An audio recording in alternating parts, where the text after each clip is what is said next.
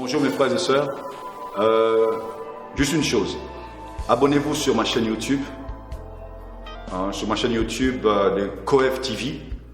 Abonnez-vous et partagez aussi cette chaîne. Abonnez-vous, n'oubliez pas de cliquer sur la note de notification. La cloche, cette petite cloche là, en fait que à chaque fois qu'il y a des messages, soit audio, soit vidéo, vous pouvez être directement informé. Partagez aussi cette chaîne, afin que d'autres personnes aussi puissent en profiter. Sur ma page Facebook aussi, Centre des opérations évangéliques, abonnez-vous aussi, partagez aussi cette page à d'autres frères et sœurs aussi, afin de recevoir aussi des messages. Si vous avez besoin de prière, il y a mon numéro de téléphone, écrivez-moi sur WhatsApp, écrivez-moi sur Messenger, je ne manquerai pas de vous répondre. Alors que Dieu vous bénisse, agissez vraiment pour la gloire de Dieu, partagez, évangélisez, soutenez l'évangélisation par rapport à cette œuvre. Alors tous les samedis aussi, on se rencontre à Wuppertal, Klophausstrasse numéro 25, c'est pas loin de la gare de Wuppertal, de 11h à 14h. Il y a prière, enseignement et prière. Alors s'il vous plaît, venez nombreux, venez écouter la parole de Dieu, venez prions ensemble, afin que le nom de Jésus-Christ et le nom de notre Dieu soit glorifié. Que Dieu vous bénisse et soyez tous les bienvenus.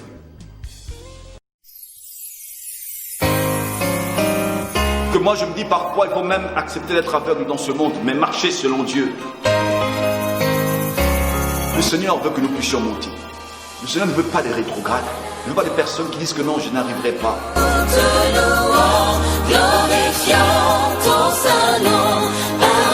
Il fait des choses extraordinaires, des choses incroyables. Voilà donc pourquoi nous te louons, glorifions ton saint nom par l'offrande de nos lèvres.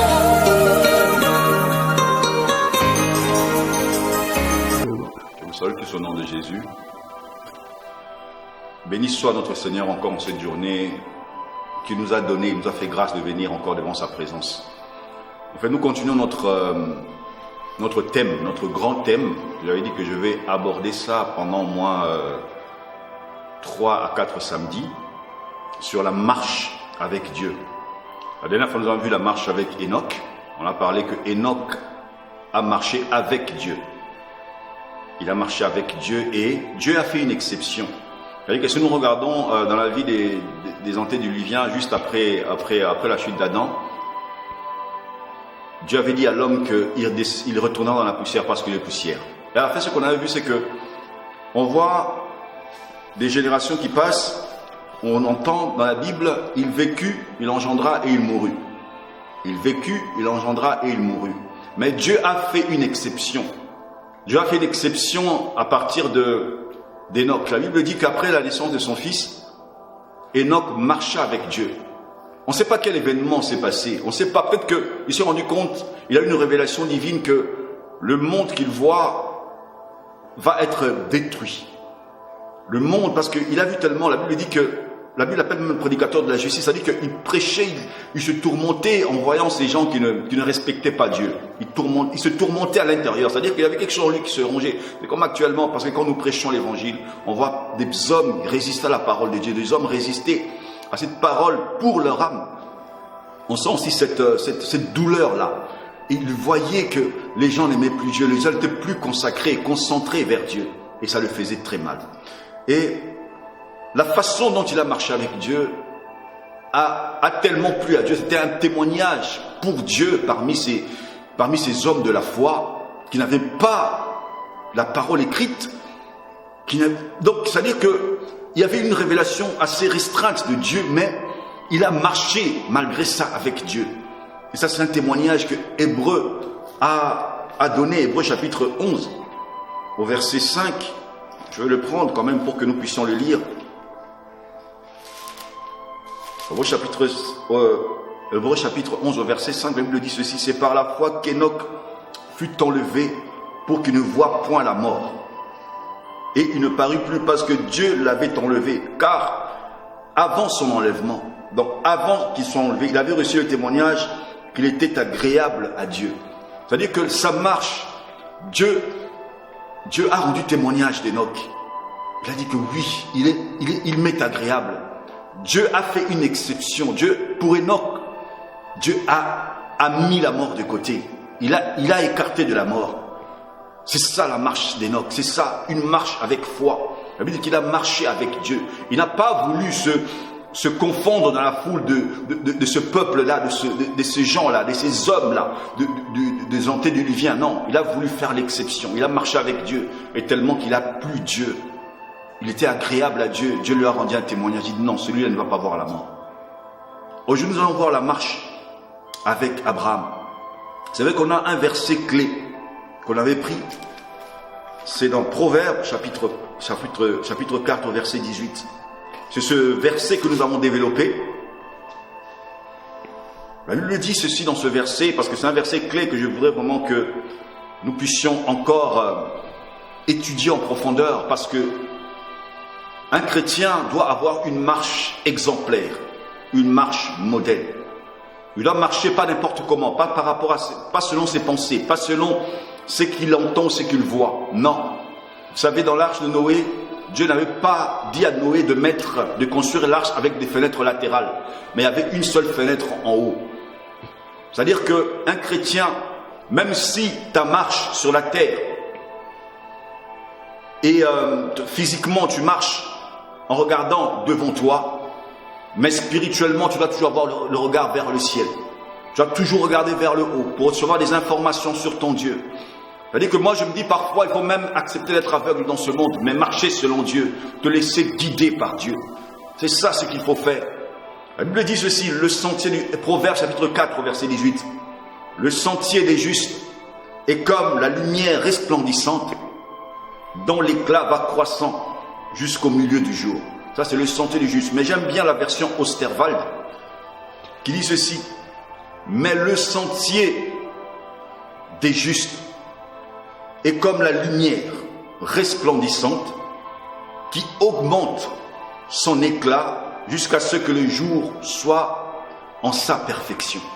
Ça c'est une version que j'aime beaucoup. Pourquoi? Parce que j'avais expliqué aussi la dernière fois que le sentier, ce sentier-là dont la Bible parle, c'est le chemin.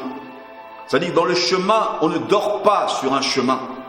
Un chemin est fait là pour que tu marches, pour arriver à une destination.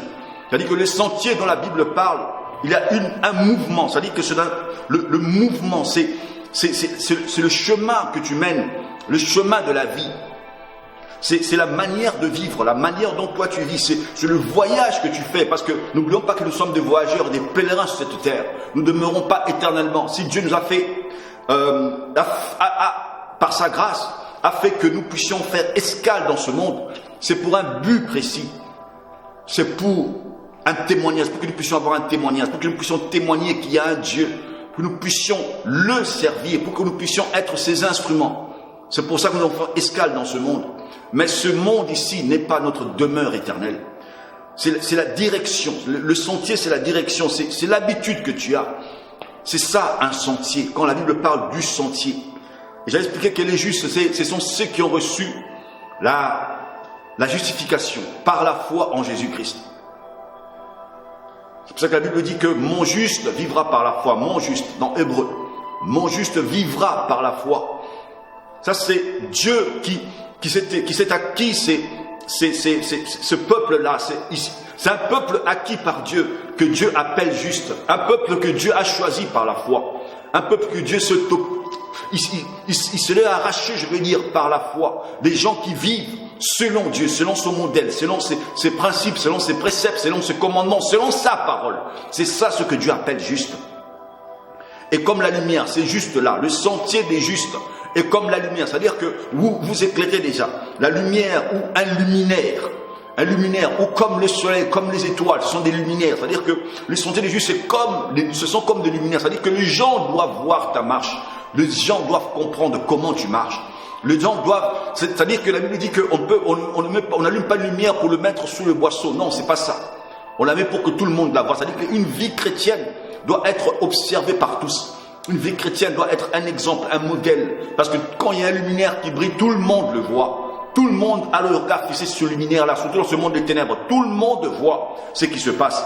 La Bible dit, c'est comme une lumière, pas n'importe quelle lumière, mais une lumière resplendissante. C'est-à-dire qu'il y a une lumière abondante, une lumière qui brille, une lumière glorieuse. Regardez un peu regardez un peu la gloire que Dieu donne à ses justes, la gloire que Dieu donne aux justes qui acceptent de marcher par rapport à lui. C'est-à-dire que le Seigneur ne veut pas que nous puissions toujours rester au même endroit, qu'une même lumière puisse briller. Non, il veut que cette lumière-là puisse augmenter d'éclat. Une lumière resplendissante qui augmente. La Bible dit qui augmente, c'est-à-dire qui devient grand, qui augmente de valeur, qui augmente en intensité. C'est ça ce que la Bible dit, qui augmente son éclat, sa splendeur, sa luminosité, on va dire, jusqu'à ce que le jour soit en sa perfection. C'est-à-dire que le Seigneur veut que nous puissions monter. Le Seigneur ne veut pas des rétrogrades. Il ne veut pas des personnes qui disent que non, je n'arriverai pas. Si il peut y avoir des hauts et des bas, la Bible dit que cette fois juste tombe, cette fois il se relève. Oui, mais il ne veut pas que tu restes à terre. Il veut que ton éclat, là, cette lumière-là, puisse toujours augmenter d'intensité. C'est ça le sentier des justes. C'est ça la vie de Dieu. C'est ça les voyages que nous devons mener sur cette terre en tant que les modèles et les exemples. C'est ça ce que la Bible nous dit. Alors pour Abraham, dont je vais parler aujourd'hui, parce que c'est la deuxième personne que j'ai voulu parler, par rapport à la marche d'Abraham, ça c'est Dieu qui lui avait dit maintenant de la façon dont il doit marcher. C'est-à-dire qu'Abraham avait reçu un appel. Là on le voit au chapitre 12. Genèse chapitre 12. On le voit, Abraham a reçu un appel. Il a répondu à l'appel par la foi. Malgré son âge avancé, il a répondu à l'appel. Par la foi, il a été agréable à Dieu. Il est venu, il a fait un long voyage. Il s'est installé au pays que Dieu lui avait dit de venir, à Canaan. Il est venu. Première épreuve, qu'est-ce qui s'est passé? Il y a eu la famine. Alors Abraham a dit quoi? Non, on va faire un petit voyage en Égypte. Ils sont partis en Égypte avec sa femme. Arrivé en Égypte, ça veut dire qu'il s'est déplacé vraiment de la terre que Dieu lui avait dit de s'installer. Arrivé en Égypte, qu'est-ce qui s'est passé? Dieu a dit une chose, il dit à sa femme, il supplie à sa femme, parce que la Bible dit que Sarah était une femme belle de figure. Une femme très belle de figure. Regardez un peu, malgré son âge, elle était belle. Et la Bible dit qu'arrivé en Égypte, les grands des pharaons ont vanté la femme d'Abraham à Pharaon. Et Abraham, il a eu peur. Il dit, s'il te plaît, une fois arrivé en Égypte, je voudrais être béni à travers toi. Dis que tu n'es pas ma femme, que tu es ma sœur. Et c'est ce que Sarah a fait. C'est que Saraï, pardon, à l'époque c'était encore Saraï et Abraham c'était Abraham. C'est ce que Saraï a fait. Et Abraham a été béni. Il a reçu des biens, beaucoup de biens, même des esclaves, des serviteurs et des servantes en grand nombre de la part de Pharaon. Pourquoi? Parce que Pharaon l'a un peu pour femme. Et quand Pharaon a su la vérité, après une révélation divine, il est parti. Il a chassé carrément Abraham de son pays. Après l'avoir chassé, il a eu la séparation avec Lot. C'est-à-dire que, malgré l'appel, malgré la foi, après avoir répondu à la foi, c'est-à-dire que Abraham ne marchait pas autant comme Dieu l'avait voulu. Mais Dieu avait un regard favorable sur Abraham. Et après ça, il a eu la séparation avec Lot. Encore une autre blessure. Après ça, il avait eu le plan de Saraï, sa femme, avec une des servantes ou des esclaves que Pharaon lui avait donné. Le plan des Saraï, c'était quoi? On prend Agar, fait un enfant avec elle. Qu'est-ce qui s'est passé? C'est que Abraham est parti vers Agar et ils ont un enfant, Ismaël. La Bible dira pour Ismaël que ce sera un âne. Parce que quand on voit déjà un âne, on voit déjà une personne têtue. Un animal têtu, un animal qui fait selon sa tête. Mais la Bible dit qu'il sera un âne, pas seulement un âne, mais un âne sauvage. C'est-à-dire que tu ne peux même pas le dompter.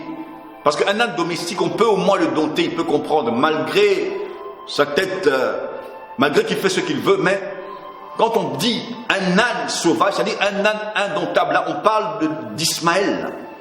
Et la Bible dit encore que non, là sa main sera contre tous, et la main de tous sera contre lui. Donc c'est-à-dire qu'il y a une chose incroyable, c'est que Ismaël n'est pas là pour la paix.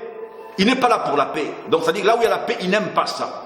Il veut toujours qu'il y ait des problèmes, il veut toujours qu'il y ait des confrontations. On le voit, ça, en disant ça, on voit déjà un peuple significatif par rapport à ça, des descendants d'Ismaël. Donc en tout cas, C'est un âne sauvage, un âne que tu ne peux pas dompter, un âne têtu. C'est-à-dire que même quand vous faites un plan bien positionné, bien classé, tout le monde est d'accord pour ça, lui, il ne sera pas d'accord, malgré que c'est bien, c'est ça. C'est-à-dire qu'il sera contre tous. Et la Bible dit qu'il va même habiter en face de ses frères. C'est-à-dire qu'il ne va même pas demeurer avec eux. Ça, c'est que la promesse c'est que Dieu avait dit par rapport à Ismaël. C'est-à-dire que malgré tout ça, Abraham n'a pas marché comme il fallait que Dieu, comme il fallait qu'il marche par rapport à Dieu. Alors voilà que le Seigneur vient se révéler à lui. Voilà que le Seigneur vient de ça, c'est dans Genèse chapitre 17 au verset 1. Lorsqu'Abraham fut âgé de 99 ans, 99 ans, l'Éternel, ça veut dire que n'oublions pas qu'il est sorti à l'âge de 75 ans.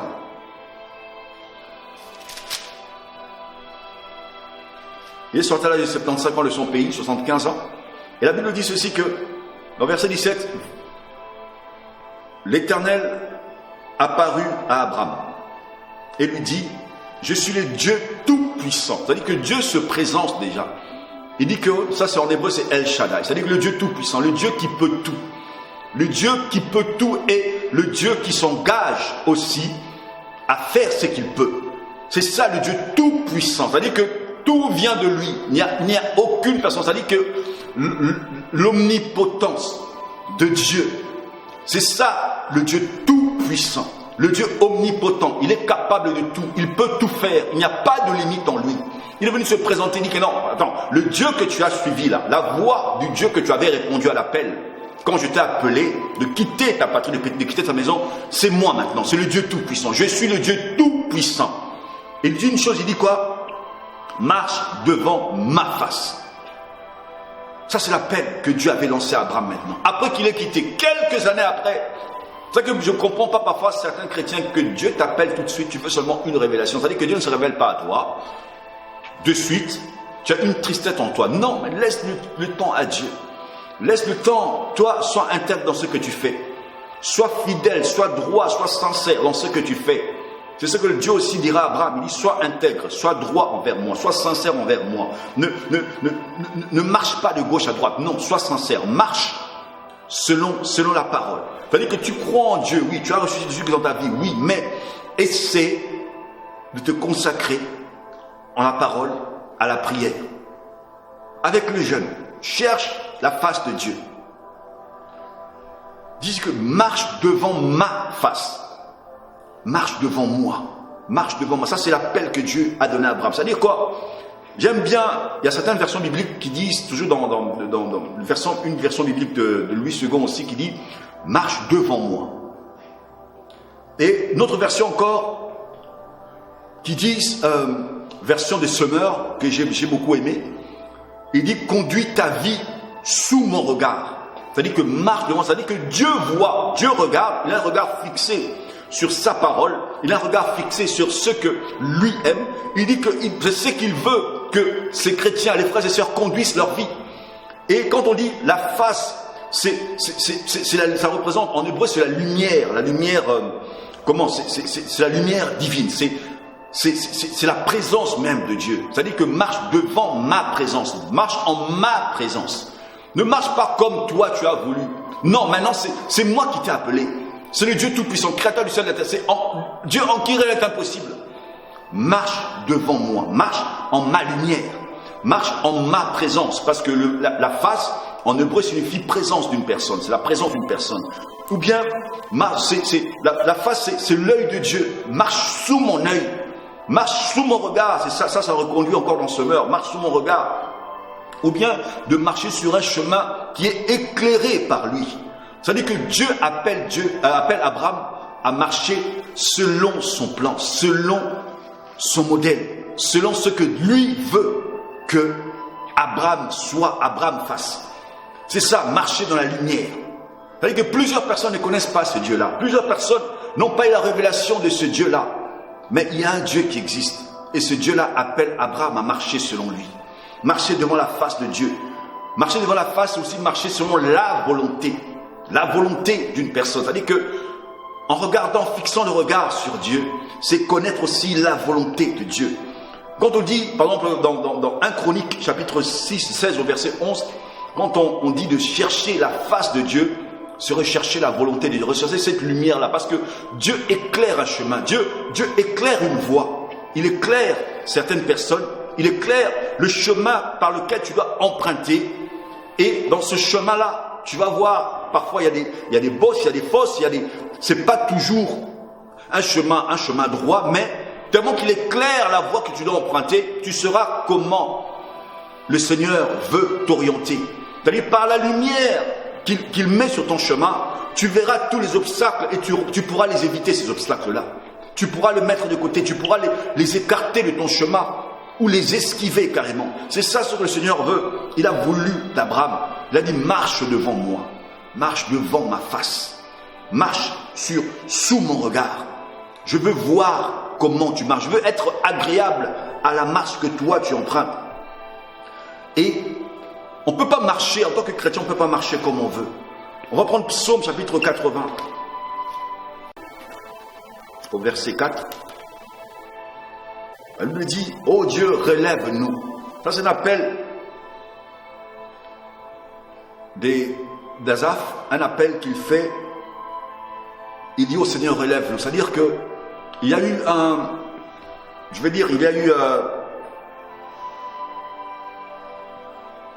eu une certaine déformation quelque part, un certain échec quelque part, une certaine désolation quelque part, et c'est une prière faite. Et il dit, oh Dieu, relève-nous. Il dit, relève-nous, là où nous sommes tombés, là où nous avons mal fait, Seigneur, fais-nous grâce, relève-nous encore. Fais briller ta face et nous serons sauvés. C'est-à-dire que là où Dieu éclaire, là où Dieu montre la voie, là où les gens sont conduits par le regard, là où les gens conduisent leur vie sous le regard de Dieu, sous la lumière de Dieu, Dieu apporte le salut. Parce que si tu marches devant la face de Dieu, si tu marches sur le chemin que Dieu a tracé, sous son regard, en ayant réellement les yeux fixés sur cela, sur ce chemin-là, bien aimé, le salut ne va pas t'échapper. C'est-à-dire qu'il dit quoi? Il dit, fais briller ta face et nous serons sauvés. C'est-à-dire qu'il demande la face de Dieu. Il demande cette face-là. Il demande cette présence-là. Là où Dieu est présent, sachez que le salut est là aussi. Quand on parle de sauver, c'est un dérivé du salut. C'est-à-dire que le salut, c'est quoi? Je vais expliquer ça une fois. C'est-à-dire que le salut englobe la guérison. Le salut englobe la protection. Le salut englobe la bénédiction. C'est ça le salut. Il dit que non, là où ta présence, si tu fais briller, si tu emmènes ta présence vers nous, encore une fois, si tu fais briller notre chemin, si tu as ton regard sur nous, si nous marchons, nous conduisons nos vies encore sous ton regard, Seigneur, si nous marchons devant toi, comme toi tu veux que nous le fassions, si nous marchons dans ta lumière divine, si nous marchons en ta présence, si nous marchons selon toi, selon ta volonté, Seigneur, le salut ne nous échappera pas, nous serons sauvés. C'est ça ce qu'il demande. C'est ça la prière d'Asaph. C'est ça ce que nous voulons aussi. C'est ça ce que le Dieu avait voulu faire à Abraham. Et Abraham a accepté cela. D'abord, il a commencé par le changer de nom. Vous savez, nous, chrétiens, nous sommes appelés à marquer la différence. Nous sommes appelés à marcher, à ne pas être des chrétiens médiocres, à ne pas être des chrétiens mendiants, à ne pas être des chrétiens qui se posent tout le temps la question de, malgré les obstacles, malgré les chemins, malgré tout ce qui leur arrive, à se dire, est-ce qu'il y a un Dieu qui existe? Mais finalement, si tu te poses tant de questions, en qui tu as cru? En qui tu as cru? Notre Dieu veut éprouver, il veut nous éprouver dans toute situation. L'épreuve de l'amour, l'épreuve de la foi, l'épreuve de la patience, ce sont des épreuves que nous devons passer pour éprouver notre vie, notre foi envers lui. Alors on ne va pas se tourmenter par des choses, on ne va pas quitter notre place en tant que chrétien. Pourquoi? Parce qu'on voit beaucoup de chrétiens actuellement quitter leur place. Il est chrétien aujourd'hui, il y a une épreuve qui vient, il redevient païen, incroyant. Quelque temps après, il voit la situation devient assez agréable, il redevient chrétien. Et puis une fois que la situation se dégrade, non, là il redevient encore. Non, c'est pas ça. Dieu voudrait que nous puissions briller, nous puissions être réellement sur ce sentier, devant sa face. L'appel que Dieu a donné à Abraham, c'est le même appel qu'il lance à tous les chrétiens aujourd'hui, à tous les chrétiens actuellement, à tous les chrétiens maintenant. Dans 1 Corinthiens chapitre 10, au verset 31, la Bible dit ceci. Soit donc que vous mangez, soit donc que vous buviez, soit que vous fassiez quelque autre chose, faites tout pour la gloire de Dieu. C'est-à-dire que notre vie doit être une vie pour glorifier Dieu. Une vie pour que cette vie-là, cette lumière-là, doit augmenter de jour en jour. Cette lumière-là doit faire vivre, doit nous montrer réellement qu'il y a un Dieu vivant, qu'il y a un Dieu qui existe. Il y a un Dieu vrai. Cette vie-là, c'est-à-dire que, façon, regardez un peu par rapport à l'essentiel, le manger et le boire. Dieu nous dit que nous devons faire tout cela pour la gloire. Même manger et boire, c'est pour cela glorifier Dieu. Alors, ce que toi, tu ne fais pas, tu négliges peut-être ton habillement, ton attitude, ton comportement. Tu penses que cela va faire quoi? C'est-à-dire que tout en toi doit représenter Dieu, doit briller. Tout en toi doit marquer la différence par rapport à ce que tu fais. Tout en toi doit être essentiel pour la gloire de Dieu. C'est-à-dire que tout ce que tu fais, peut-être qu'il y a des gens, peut-être qu'en mangeant, en buvant, ils disent non, je mange, je bois parce que bon, c'est bon, j'ai acheté un pain, c'est tout, donc je le mange rapidement. J'ai acheté une boisson, donc tout fait. Non, Dieu dit que tout ce que tu fais, quelle que soit autre chose que tu fais, toute autre chose, même le plus minime. Pourquoi? Parce que tu es un représentant de Dieu. Tu représentes le Dieu invisible. Dieu veut se révéler, il veut se montrer à travers toi. C'est-à-dire, qu'est-ce que tu fais? C'est-à-dire que tout ce que tu fais doit glorifier Dieu. Quelle que soit ton activité. C'est comme une personne qui est vraiment dans son profession. C'est un professionnel même en sport. On va prendre un sport. C'est-à-dire que la personne représente réellement. C'est-à-dire que quand tu vois la personne, il représente le sport. Il représente le sport auquel il est engagé, auquel il s'est donné carrément. C'est-à-dire quand tu le vois, même sans citer le nom de ce sport-là, mais tu vois il le représente. C'est ça ce que le Seigneur veut que nous soyons. Nous soyons des personnes, quelle que soit ton attitude, quelle que soit, même en mangeant, en buvant, en t'habillant, en faisant quelque chose. C'est-à-dire qu'on voit la grâce de Dieu, on voit la faveur de Dieu, on voit la bénédiction de Dieu, on voit l'identité de Dieu. C'est à ce stade-là que Dieu veut que nous puissions arriver. C'est-à-dire que tout ce que vous faites, faites-le pour la gloire de Dieu. C'est ça l'appel que Dieu nous donne actuellement. Le soleil brille, oui. Vous savez, quand le soleil brille, c'est-à-dire que toute chose, tout le monde en profite. Tout le monde en profite. C'est ça ce que Dieu veut que nous puissions briller. Briller comme le soleil en plein midi. Il veut que la terre en profite. Parce que quand le soleil brille, c'est-à-dire que là où l'eau va arroser la terre, c'est-à-dire que s'il y a la semence, c'est-à-dire qu'avec le soleil, la lumière du soleil, les plantes poussent. C'est-à-dire que tout se réjouit, tout prend vie, tout revit. Pourquoi? Parce qu'il y a une lumière qui est là. Une lumière qui est là et qui appelle en existence. Une lumière qui est là, qui apporte la joie, qui apporte la paix, C'est ça, nous devons briller de ce sens-là. Nous devons refléter la gloire de Dieu. Comme la lune reflète le soleil la nuit, nous devons refléter aussi la gloire de Dieu. Marcher pour la gloire de Dieu, marcher, vivre pour la gloire de Dieu, marcher devant la face de Dieu, marcher dans la présence de Dieu. Nous connaissons la volonté de Dieu. Cette volonté-là n'est pas cachée devant nous. Elle n'est pas cachée. Nous marchons devant cette volonté-là. Mais le Seigneur veut une chose, que nous puissions être vraiment intègres et fidèles sur notre voie. Nous devons être droits et sincères dans tout ce que nous faisons. Dans Galates chapitre 5 au verset 16, la Bible dit ceci: marchez selon l'esprit. Si vous voulez marcher devant la face de Dieu, si tu veux marcher à l'exemple d'Abraham, comme tu as dit, marche devant ma face, marche dans ma présence, c'est marcher selon l'esprit de Dieu. Marcher selon l'esprit que Dieu nous a donné quand nous avons cru. L'esprit que Dieu nous a donné quand on a donné notre vie à Jésus. Nous avons reçu une marque, nous avons reçu une empreinte, indélébile, je veux dire. Nous avons reçu un sceau, que la Bible dit, un sceau. Nous avons reçu les arts de l'esprit. C'est-à-dire que cet esprit-là, en toi, il va te donner des capacités surnaturelles. Marquer la différence par rapport à ta sagesse et ton intelligence. Il va te donner des capacités surnaturelles. Il va te donner des qualités, donc des capacités, des qualités extrêmes. C'est ça l'œuvre du Saint-Esprit en nous. Il fait des choses extraordinaires, des choses incroyables, que toi-même, même en agissant, tu dis non, j'avais l'impression comme il y avait une force en moi qui m'a donné la capacité de le faire. Écoutez, on reçoit beaucoup de témoignages des chantres. beaucoup de témoignages des personnes qui font des pactes avec le monde des ténèbres, des pactes avec Satan. Et on voit ces personnes-là qui se glorifient, que non, moi si je me tiens sur la chair, sur la scène, avant de danser, j'invoque telle personne, il vient en moi et puis je danse. On attend des personnes témoigner ça avec fierté, avec arrogance, avec orgueil. Ils se vantent vraiment que non, ils sont supérieurs aux autres. On a vu ça des chanteurs, on a vu ça des acteurs, on voit ça de plusieurs personnes qui se vantent de faire appel à des esprits supérieurs, à des esprits démoniaques, sataniques, et ils se vantent de ça, ils ne se cachent même pas, Satan ne se cache même pas par rapport à ça, et on les croit, et malgré ça les hommes les acclament. On danse aussi ces danses-là, on s'habille comme eux, on veut être comme eux, on fait leur coiffure, leurs vêtements, ça dit qu'ils le font, on ne sait pas que ces gens sont influencés par des esprits.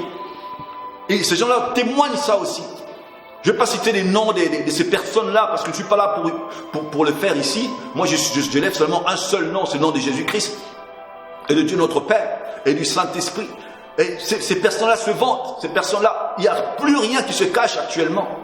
On le voit des vidéos sur YouTube par rapport aux personnes qui veulent devenir célèbres. On le voit, on nous le montre, on ne cache plus rien. Alors pourquoi est-ce que nous devons cacher notre Dieu ?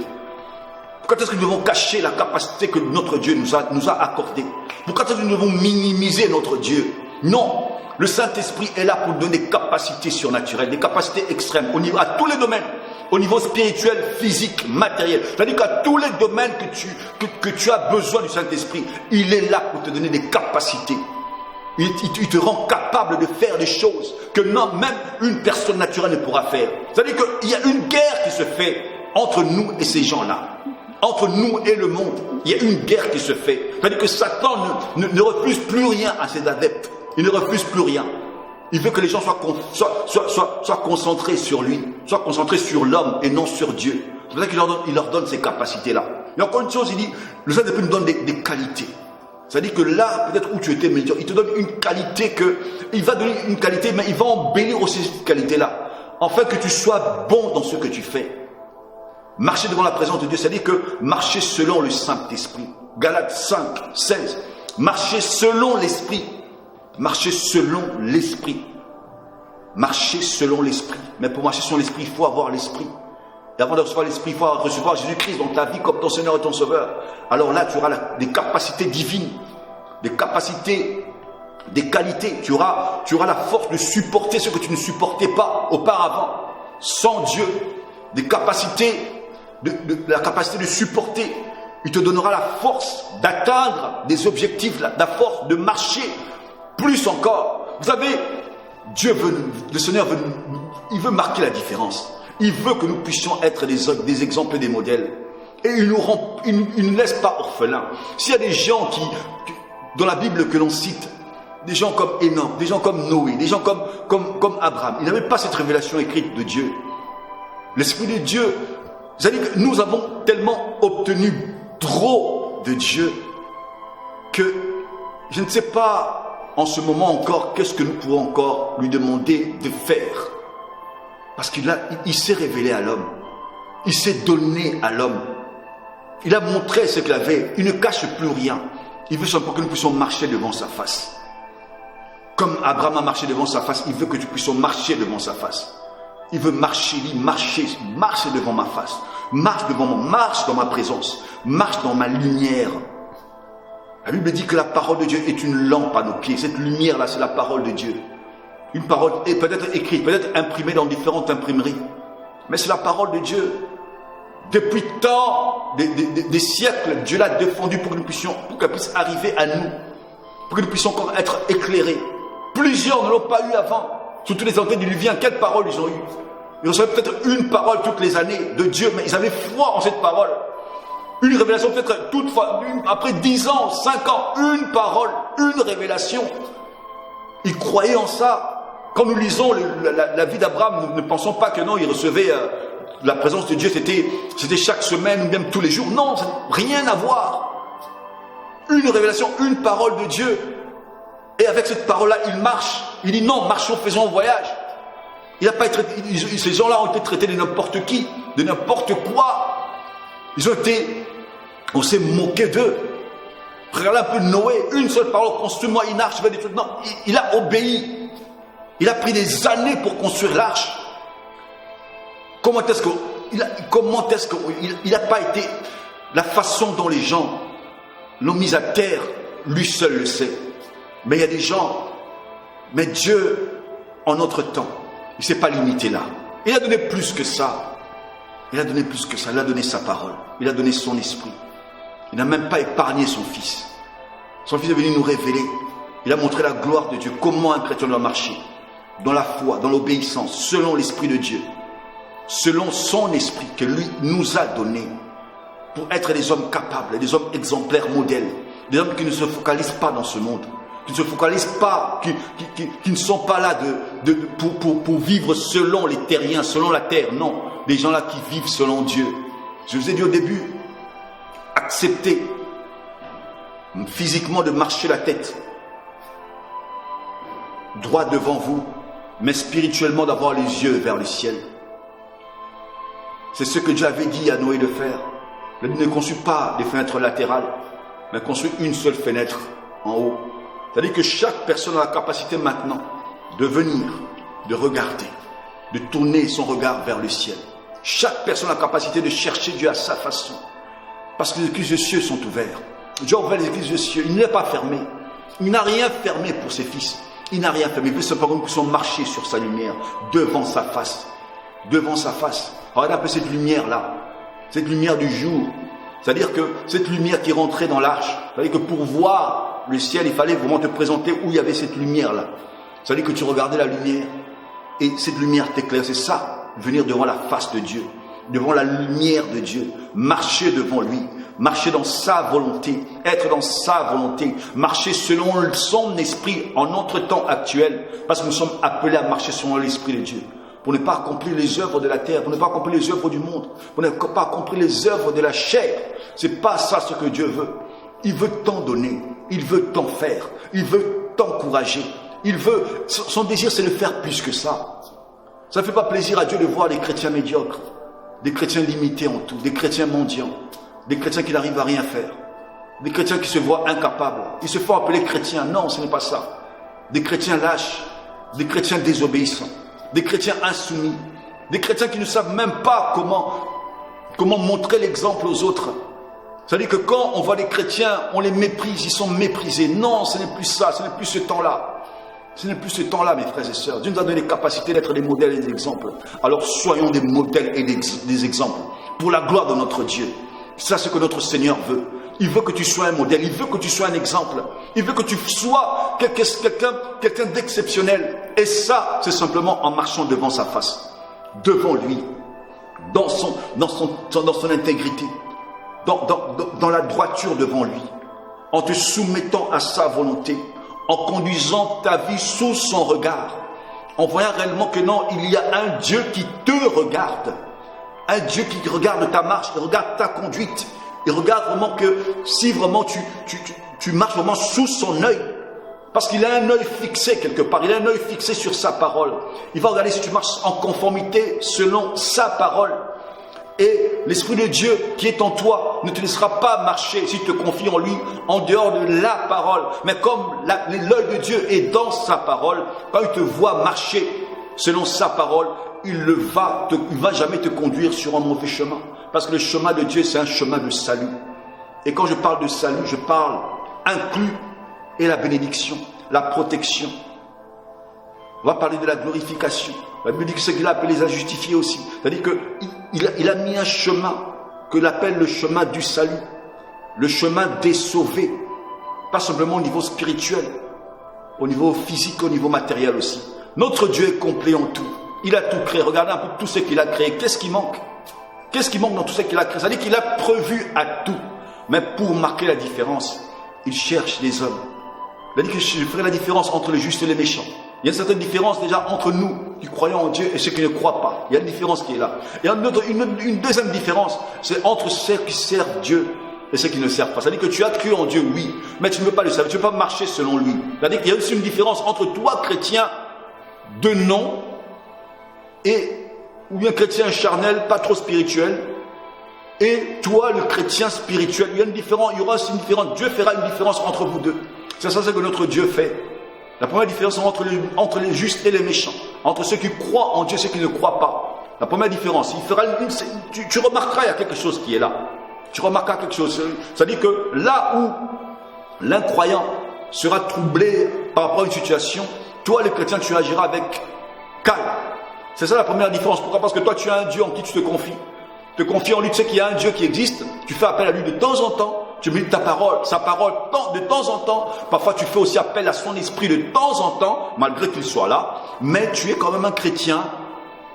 Un chrétien. Mais maintenant, tu n'acceptes pas d'aller trop loin, trop en profondeur. Parce que tu te dis, bon, d'accord, ben, j'ai encore un œil encore fixé dans le monde. Mais il y a encore un autre chrétien qui se dit, oui, moi, c'est tout de Dieu que je veux. Et Dieu fera cette différence entre vous deux. Lui, il vivra des choses divines. La Bible dit, recherchez les choses d'en haut, où Christ est assis à la droite de Dieu. Ne cherchez pas les choses de la terre. C'est-à-dire que lui, il aura les yeux fixés vers le ciel, il aura les yeux fixés vers le haut, il se laissera guider par Dieu, par ses conseils, par sa volonté, par tout ce qui plaît à Dieu. Voilà. Et Dieu se révélera aussi à lui parce que son cœur est tourné vers le ciel. Toi, ton cœur est tourné, toi, ton cœur est divisé. Tu as un cœur sur la terre et un cœur dans le ciel. C'est-à-dire qu'en cas de problème, tu fais appel au ciel. Mais lui, que ce soit problème, tourment, ouragan, tempête, tout ce que tu veux, il est toujours tourné vers le ciel. Et Dieu marquera la différence. Nous sommes appelés à marcher devant la face de Dieu.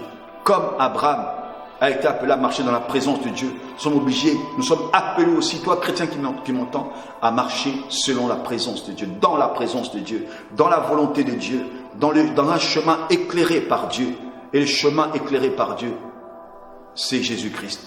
Alors que Dieu vous bénisse. J'espère que ce message vous a vraiment plu. Je vous prie de vous abonner sur ma chaîne Facebook, sur mon site Facebook et ainsi que sur YouTube. Abonnez-vous, partagez ce message afin d'encourager nos frères et sœurs qui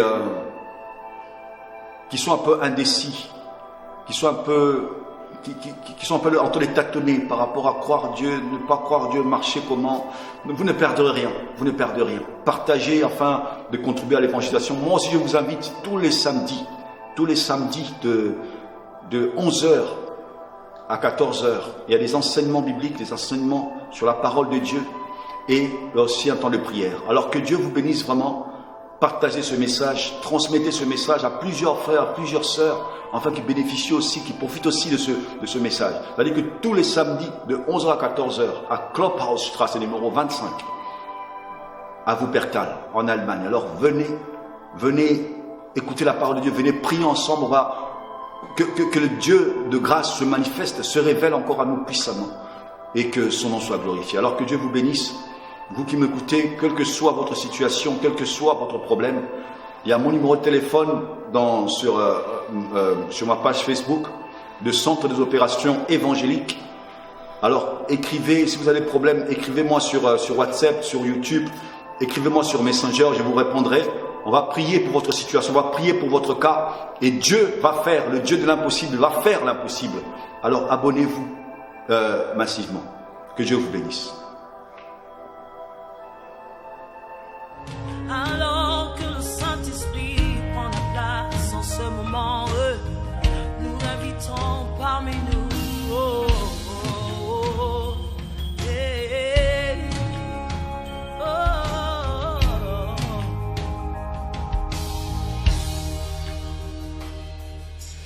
Quand il descend, oui, tout s'arrête, il y a transfert entre ciel et terre. Quand il descend, l'atmosphère change. Il y a transfert entre ciel. Quand il descend, oui, tout s'arrête.